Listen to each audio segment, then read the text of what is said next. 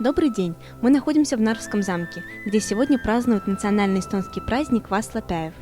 Сейчас мы возьмем интервью у работника замка, которая проводила мастер-классы для детей. Сегодня в Нарвском замке отмечают именно Васлапяев. Это день накануне 7-недельного поста, наступающего сразу после этого дня.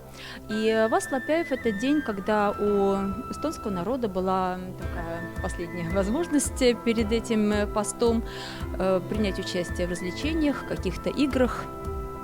И сегодняшние наши мастер-классы тоже связаны с этим. Мы изготавливали с ребятами такую национальную игрушку простую, которую когда-то мог себе позволить любой ребенок на эстонском хуторе под названием, по-эстонски это называется вур, на русский переводится жужжалка или вертелка. Раньше привязывали на льняную нитку косточку небольшую, мы вместо той косточки использовали крупную пуговицу, и когда эта пуговица начинает закручиваться вокруг нити, затем издает он такой своеобразный звук, жужжание, из-за чего и получила эта игрушка свое название.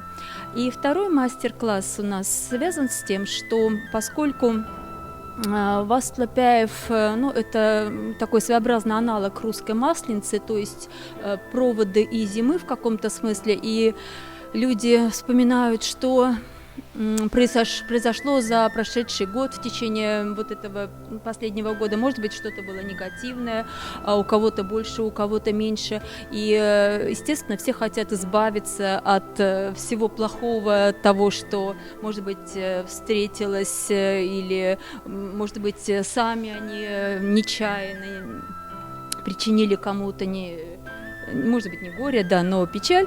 И поэтому предложили мы ребятам такое действо. Они писали на листах бумаги, от чего они хотят избавиться, что они не хотят брать с собой в год следующий, любые негативные эмоции, плохие поступки и так далее.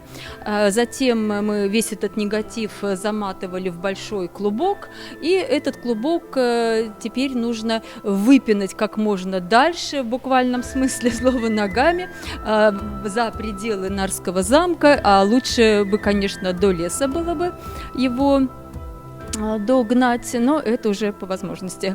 Сегодня, я думаю, мы ограничимся только двором Нарвского замка.